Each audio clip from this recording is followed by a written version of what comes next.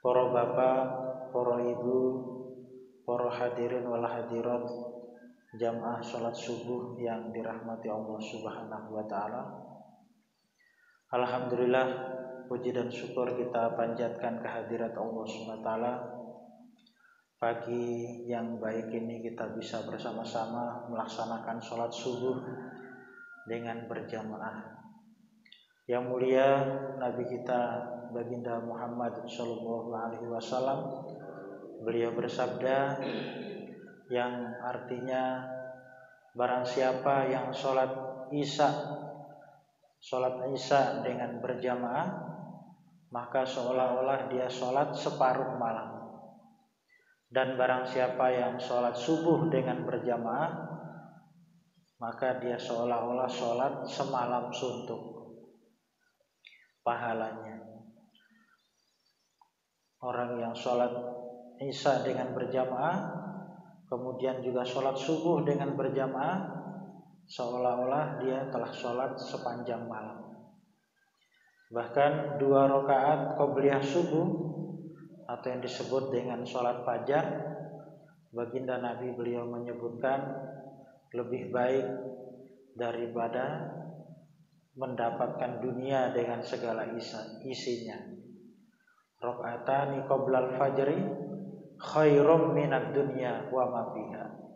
2 rakaat sholat fajar, artinya sholat qobliyah subuh, lebih baik daripada mendapatkan dunia dengan segala isinya.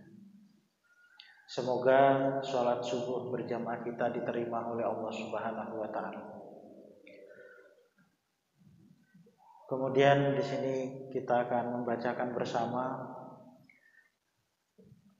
mengenai cabangan keimanan sebagaimana disebutkan di dalam kitab Syu'abil Iman Al-Imam An-Nawawi. Beliau menerangkan mengenai cabangan-cabangan iman. Di antara cabangan iman itu adalah berpuasa pada bulan suci Ramadan. Beliau menyebutkan cabangan iman di antaranya saumu Ramadhana, puasa pada bulan Ramadan. Puasa bi'ayyatruka dengan dia meninggalkan sairal muftirati, semua perkara-perkara yang membatalkan puasa.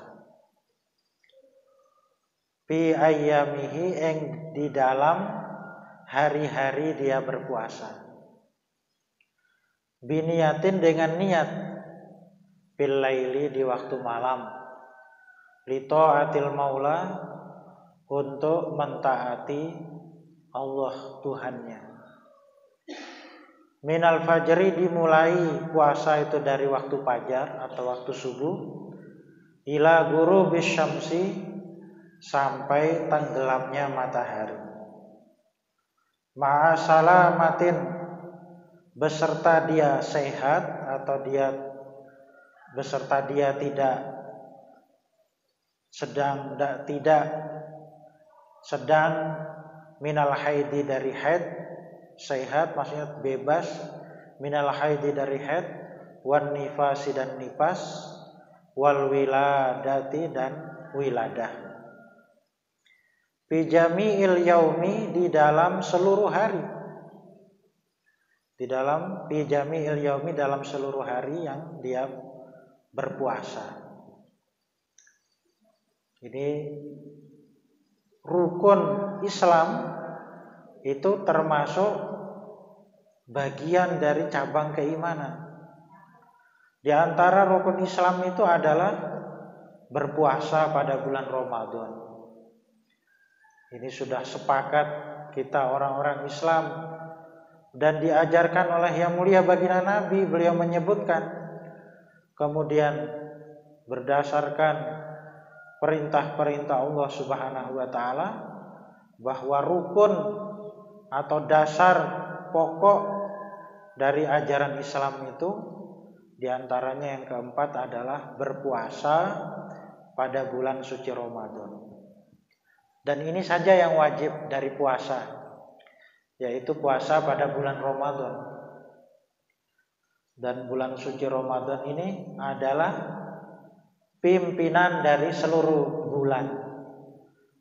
Yang mulia baginda Nabi, beliau menyebutkan bahwa segala sesuatu itu ada pimpinannya. Pimpinannya hari adalah hari Jumat. Pimpinannya bulan adalah bulan suci Ramadan. Di dalam jasad kita manusia ini juga ada pimpinannya, yaitu hati. Di mana beliau menyebutkan bahwa in soluhat soluha sairu amalihi wa in fasada sairu amali. Kalau hatinya ini baik, maka akan baiklah anggota badannya yang lain. Tapi kalau hatinya ini rusak, maka akan rusaklah amal perbuatan anggota badannya yang lain. Ala wahyal qalb, itu adalah hati.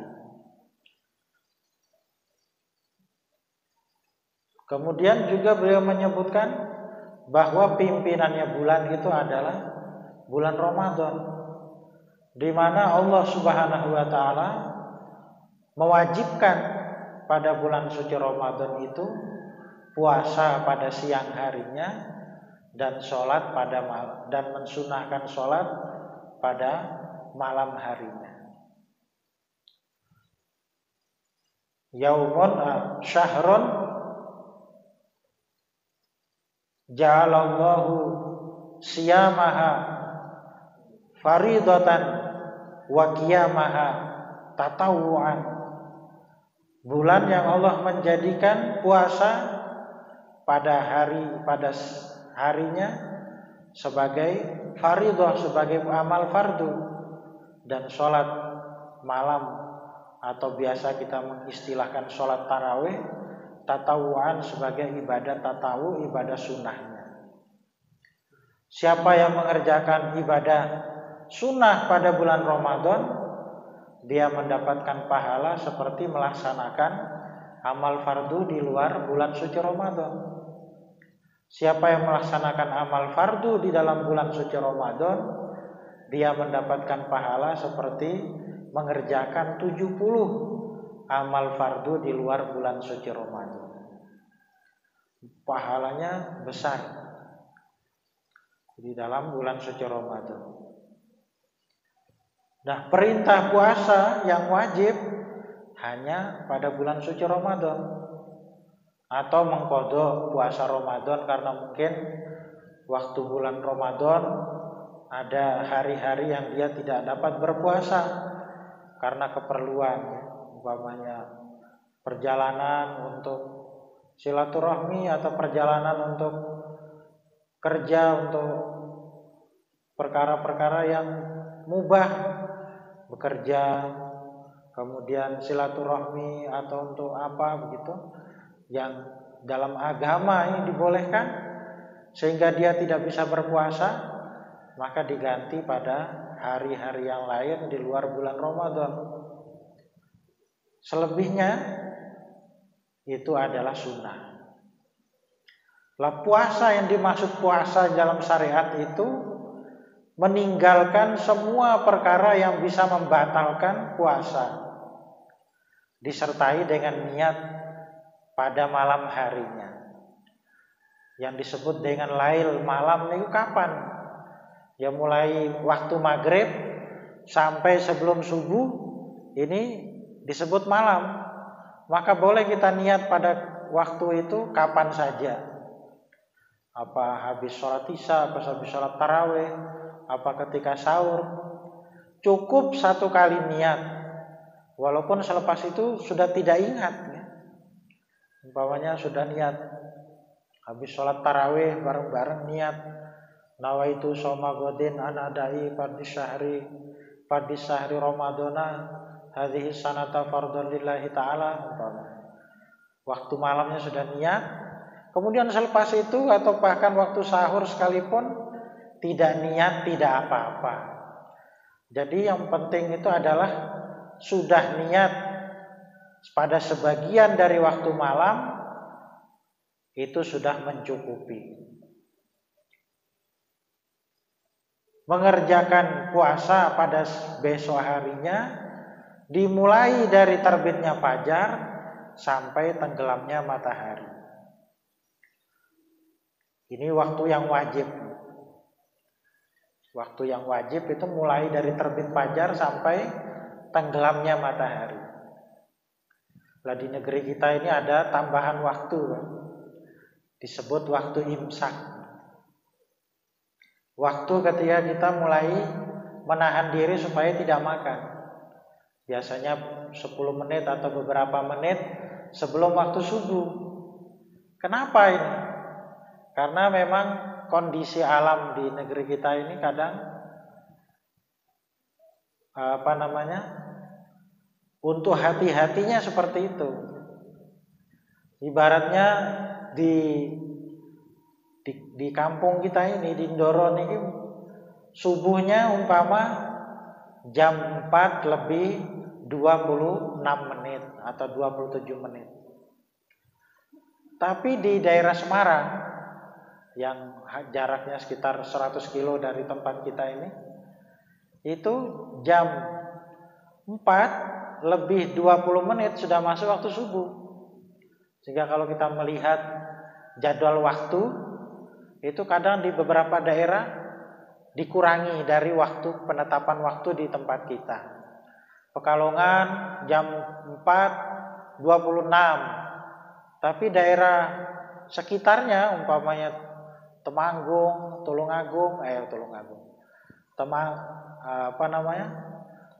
Magelang umpamanya, atau daerah-daerah di dekat sekitarnya itu kadang dikurangi waktu di sana, dikurangi 6 menit, kurangi 5 menit begitu. Artinya lebih dulu lebih masuk waktu di beberapa daerah sekitarnya itu dibandingkan dengan waktu di tempat kita. Tapi kalau yang arahnya ini ke arah barat, umpamanya Tegal, ini kadang waktunya ditambah.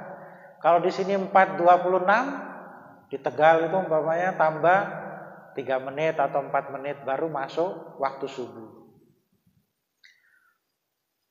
Jadi maksudnya di sini itu kadang waktu subuh itu kurang sedikit, kurang sebentar lagi, tapi di daerah dekatnya sudah masuk waktu. Lah supaya kita ini tidak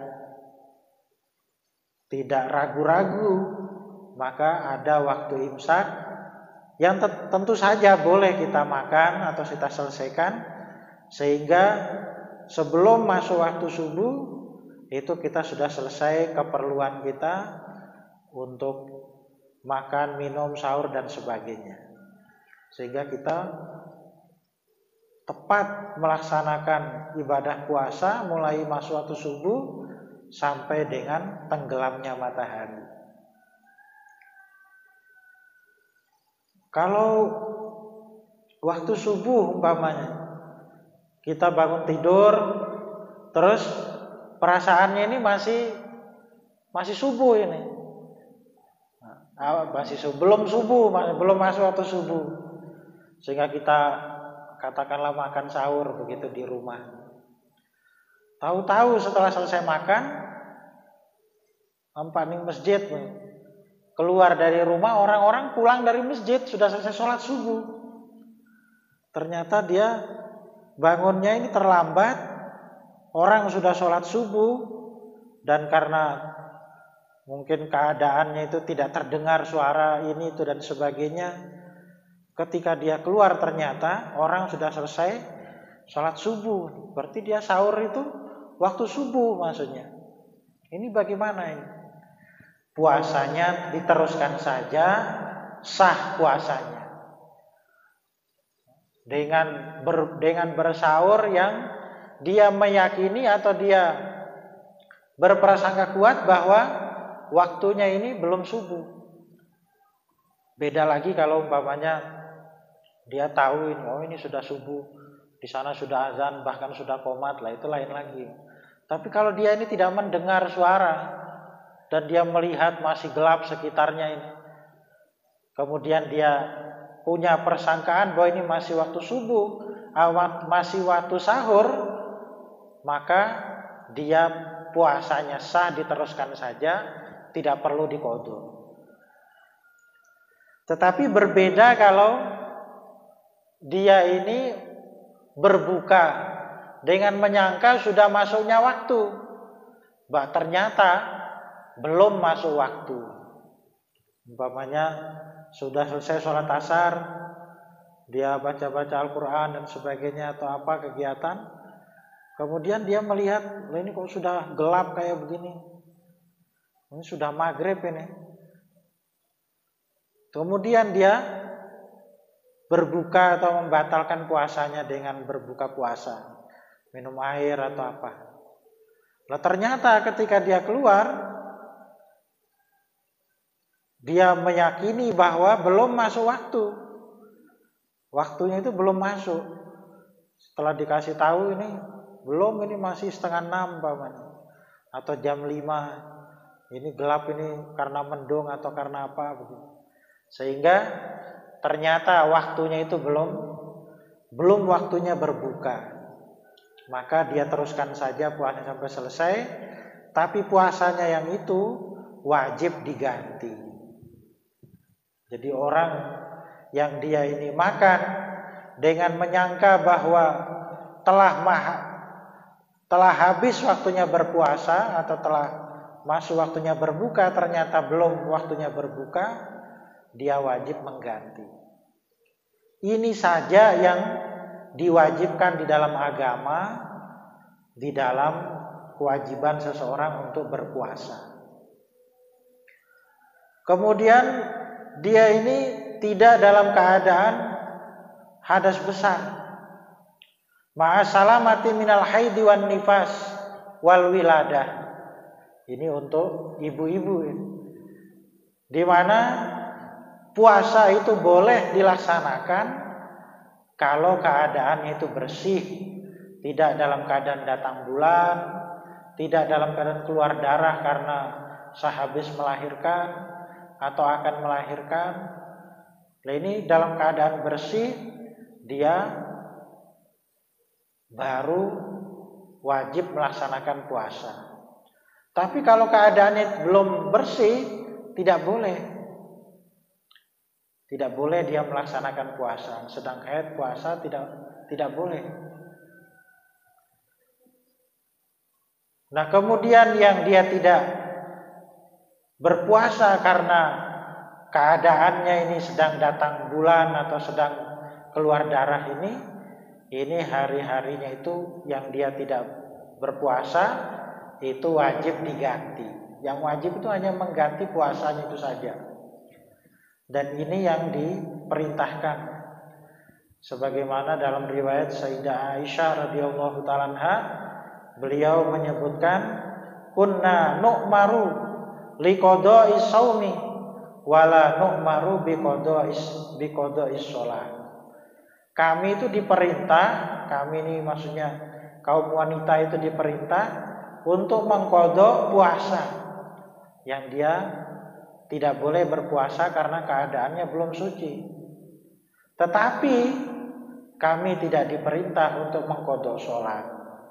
Ini kalau sholat, dia tidak boleh sholat karena sedang datang bulan, nifas dan sebagainya. Tetapi sholat yang dia tidak kerjakan tidak diqadha, ini tidak perlu diqadha. Lah yang diqadha itu adalah puasanya saja, diganti pada hari-hari yang lain, pada bulan yang lain ketika dia sudah dalam keadaan suci. Ini untuk ibu-ibunya.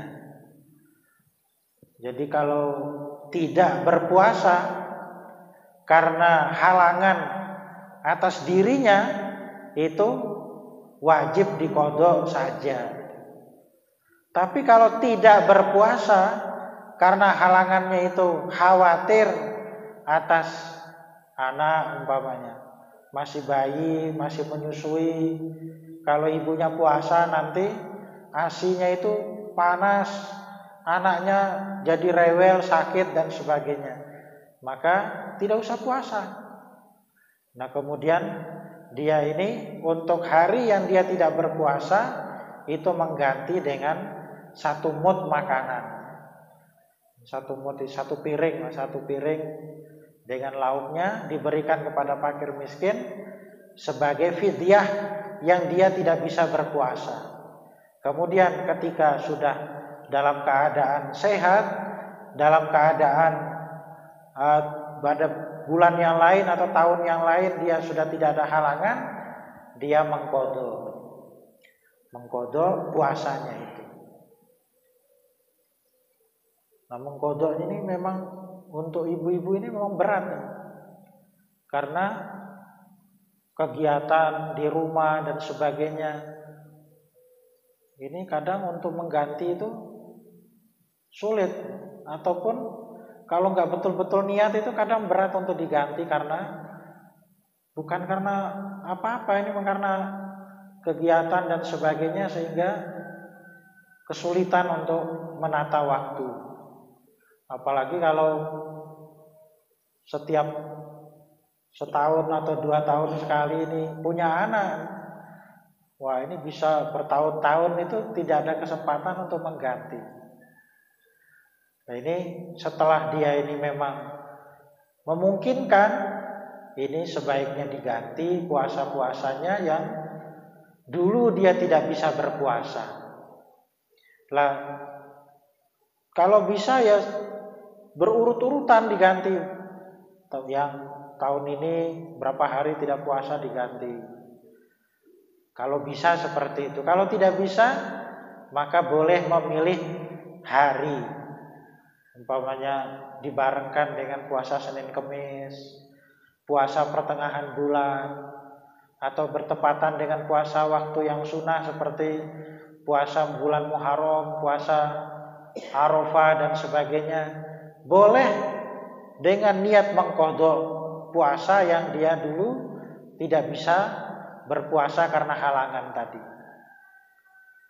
Kemudian pahalanya tetap dia ini dapat pahala mengqadha puasa, juga mendapatkan pahala karena dia bertepatan puasa itu dengan puasa yang disunahkan tadi.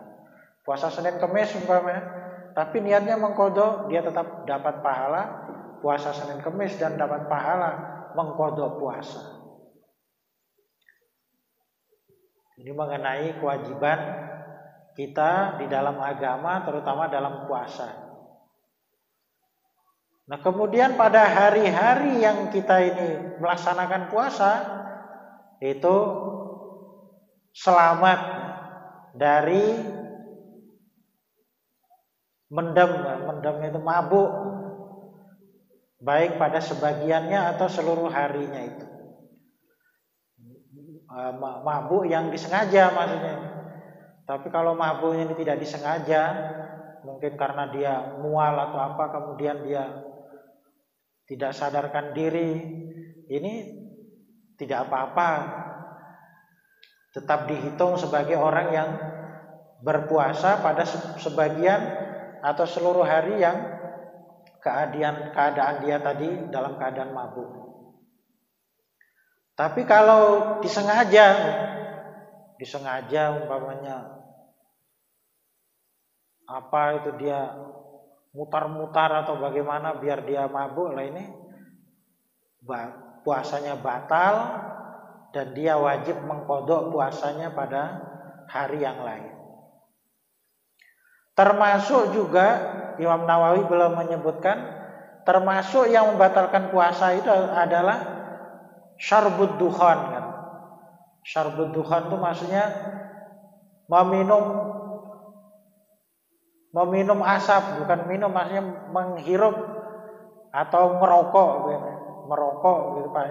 Al-ma'ruf yang sudah diketahui secara umum. Jadi merokok itu pun membatalkan puasa. Syarbud dukhan kalau istilahnya dalam kitab ini disebutkan al-ma'rufi yang sudah diketahui.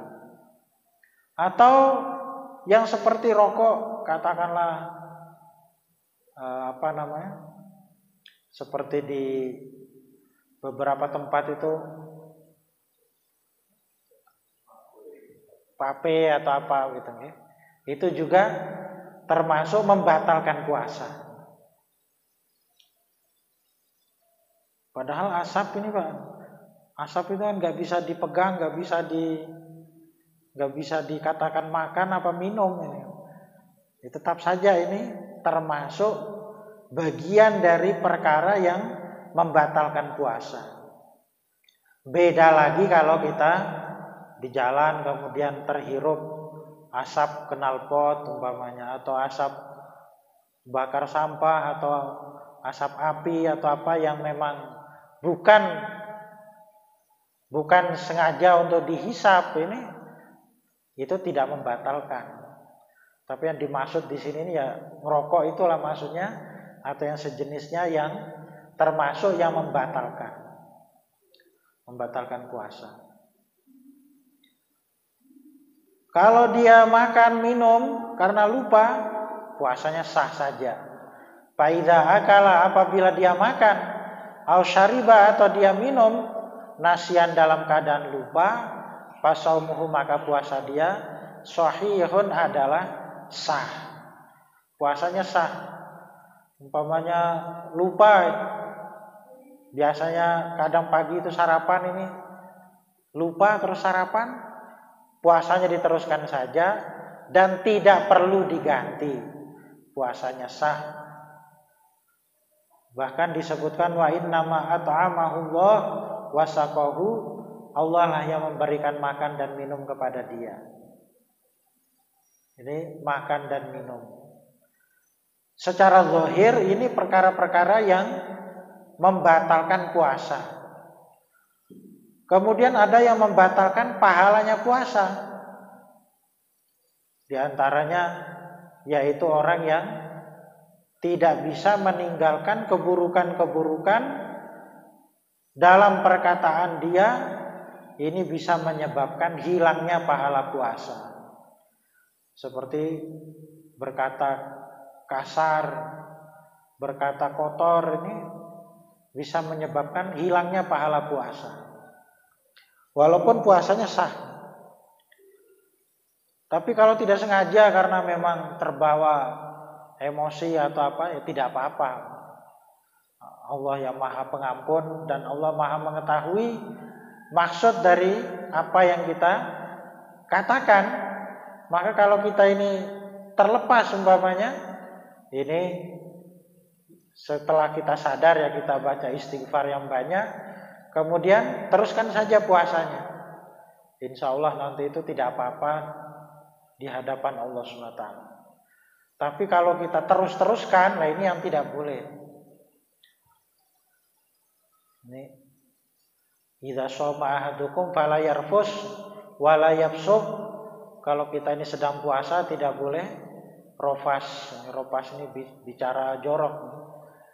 Kemudian wala yafsuq, dan jangan bicara-bicara yang kasar atau mencaci maki ketika kita sedang puasa. Termasuk juga amal yang utama ketika orang itu berpuasa, itu adalah iktikaf. Wa huwa i'tikaf itu al-lubthu bi masjidin. I'tikaf itu adalah diam di masjid dengan niat i'tikaf, biniyatihi, dengan niat i'tikaf. I'tikaf itu yusannu, disunahkan, kullu waktin, pada seluruh waktu itu sunnah. Walau waktu karohatin, walaupun waktu itu waktu yang makruh. Seperti umpamanya pada subuh. Walaupun pada subuh ini orang itu makruh untuk sholat, terutama sholat yang tidak ada sebabnya. Kalau ada sebabnya boleh. Walaupun waktunya itu karohiyatus sholat, kita niat i'tikaf, itu tetap disunnahkan. Nah yang paling baik i'tikaf itu adalah di Masjidil Haram. Itulah tempat yang terbaik untuk kita beriktikaf. Dan pahala iktikaf di Masjidil Haram 100.000 kali lebih baik keutamaannya daripada iktikaf di luar Masjidil Haram. Terus yang kedua, i'tikaf yang utama lagi di Masjid Nabawi di Madinah. Masjidnya yang mulia baginda Nabi. Kita i'tikaf di sana, pahalanya 10.000 kali lebih utama dibandingkan i'tikaf di luar masjid yang lain. Setelah itu, yang utama lagi i'tikaf itu adalah di Masjidil Aqsa di Palestina yang sekarang ini sedang dalam keadaan kacau. I'tikaf di sana 500 kali lebih utama dibandingkan dengan masjid yang lain. Ini masjid-masjid yang dibangun dengan ketakwaan dan telah menjadi tempat beribadahnya manusia, orang-orang soleh, para nabi, para rasul, sehingga keutamaan i'tikaf itu lebih utama di sana. Kemudian setelah itu, i'tikaf itu yang utama lagi setelah masjid-masjid yang mulia ini, i'tikaf di masjid-masjid jami yang dibangun untuk ibadah melaksanakan sholat Jumat di tempat itu. Terutama masjid jami yang memang sudah dibangun lama. Kalau di Jawa ini mungkin Masjid Agung Demak yang sudah 600 bahkan mungkin hampir 700 tahun dibangun dari zaman dulu ketika awal-awal penyebaran Islam. Ataupun masjid-masjid yang lain. Di Pekalongan ada masjid yang tua juga, mungkin sudah 400 atau 300 tahun lebih. Masjid wakaf di Pekalongan. Kemudian masjid-masjid yang lain yang di situ digunakan untuk Jumatan atau masjid jami. Ini i'tikaf yang utama. Kemudian di tempat-tempat yang lain yang di situ dijadikan atau diniatkan sebagai masjid. Ini i'tikaf di tempat tersebut. Lah untuk ibu-ibu atau wanita, i'tikaf niku dianjurkan di tempatnya masing-masing atau di musola di rumahnya masing-masing. Kalau mau di masjid tidak apa-apa, tapi dengan izin suaminya. Dan di masjid itu ada tempat khusus yang menjamin keamanan atau kenyamanan untuk ibu-ibu beritikaf di situ. Umpamanya ini tempatnya itu banyak orang, kemudian ada khusus untuk tempat wanitanya, kemudian untuk keperluan, umpamanya dia akan ada hajat, buang hajat dan sebagainya, bisa dilaksanakan, bisa terjamin di situ, maka bisa digunakan untuk i'tikaf biizni zaujiha, dengan izin dari suaminya. Bahkan kalau perlu suaminya menyertai, menjaga atau mendampingi istrinya ketika dia akan melaksanakan i'tikaf. Ini lebih baik lagi. Tapi maksudnya ini terpisahnya, ada tempat khusus untuk ibu-ibu. Ini i'tikaf. Kalau seperti Masjidil Haram 24 jam terbuka, kemudian tidak pernah sepi, banyak orang di sana, tentu saja ini tempat yang terbaik untuk kita melaksanakan i'tikaf. Orang yang i'tikaf 1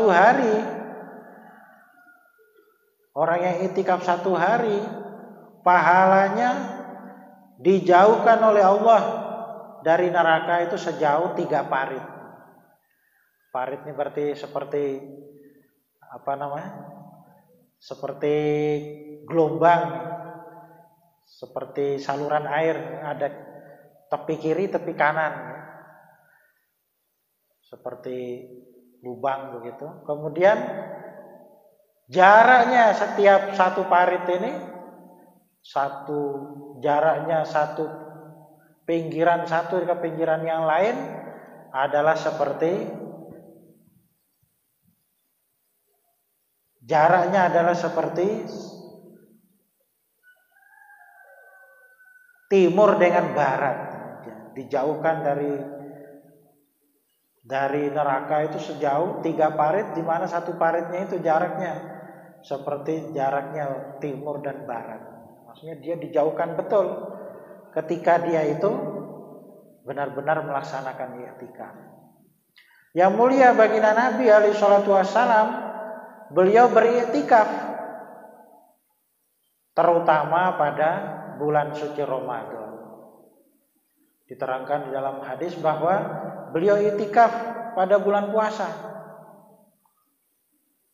Kemudian ketika menjelang tahun wafatnya yang mulia baginda Nabi, beliau iktikaf pada seluruh bulan puasa itu. Mulai dari hari pertama sampai hari terakhir bulan Ramadan. Kemudian beliau menerangkan bahwa aku beriktikaf, kemudian berharap untuk mendapatkan Lailatul Qadar. Dari hari pertama beliau iktikaf sabda yang mulia baginda Nabi. Kemudian pertengahannya, kemudian akhirnya, dan beliau mengatakan bahwa pada akhir puasa itulah malam Lailatul Qadar, sabda baginda Nabi. Maka carilah malam Lailatul Qadar itu pada malam-malam ganjil yang terakhir dari bulan Ramadan. Malam-malam terakhir maksudnya sepertiga akhir, 20 ke atas, dan pada malam-malam yang ganjil. Ini bagaimana beliau yang mulia baginda Nabi mencontohkan kepada kita supaya iktikaf tadi untuk lebih memfokuskan diri dalam beribadah kepada Allah Subhanahu wa taala. Kemudian aku mendapati diriku, sabda yang mulia baginda Nabi, bersujud di atas lumpur. Maksudnya saat itu keadaannya masjid ini sedang hujan, basah, becek, Masjid Nabawi. Dan itu para sahabat mengatakan bahwa pada malam itu yang disebut oleh baginda Nabi itu adalah malam 27 dari bulan suci Ramadan. Nah, ini beberapa keterangan mengenai waktu yang di situ kita utama untuk kita iktikaf. Dan sudah menjadi sepakatnya para ulama bahwa iktikaf pada 10 akhir bulan Ramadan hukumnya adalah sunnah muakkad, sunnah yang betul-betul dianjurkan untuk dikerjakan, dan itulah contoh dari yang mulia baginda Nabi. Mungkin kita tidak bisa full karena mungkin masih banyak pekerjaan dan sebagainya, tapi kita bisa mengambil waktu-waktu pada malam itu untuk kita iktikaf. Apalagi di kampung kita, di tempat ini sudah ada masjid, maka boleh kita menyisikan waktu, umpamanya jam 3 malam atau jam 2 ke masjid. Entah itu kita sholat sunnah, baca Quran, zikir, sebagainya di masjid. Nanti 3:30 pulang, makan sahur dan sebagainya. Itu tidak apa-apa. Mengambil waktu-waktu untuk kita ini lebih memfokuskan diri untuk beribadah. Tentu saja yang utama untuk kita ibadah, tempatnya yang terbaik itu adalah di masjid. Saya tak sholat di rumah aja, ya nggak apa-apa, bagus Pak.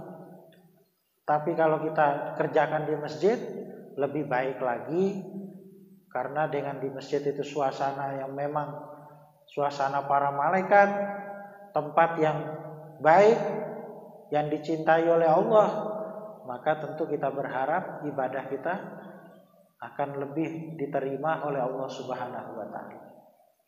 Para bapak lan para ibu hadirin wal hadirat yang dirahmati Allah Subhanahu wa taala, niki mengenai puasa dan sunahnya yang utama ketika bulan puasa, diantaranya itu adalah iktikaf. Maka boleh kita kerjakan, dan ini termasuk amal yang utama, terutama niki sudah mendekati separuh lebih, berarti malam hari ini 17 puasa atau 17 puasa dalam hitungannya nih. Lah ini boleh kita memperbanyak waktu-waktu kita di masjid, sehingga ibadah puasa kita ini betul-betul menghantarkan kita kepada kepahala dan kedudukan yang tinggi di sisi Allah Subhanahu wa taala. Para bapak lan para ibu hadirin wal hadirat yang dirahmati Allah Subhanahu wa taala, sedikitnya yang bisa kita baca bersama pada kesempatan ini, semoga Allah Subhanahu wa taala memberikan kita kepahaman, bisa kita amalkan dan bisa kita kerjakan dalam keseharian kita. Lebih dan kurangnya mohon dimaafkan. Akhirul kalam, wallahu wal muwaffiq ila aqwamit thoriq. Wassalamualaikum warahmatullahi wabarakatuh.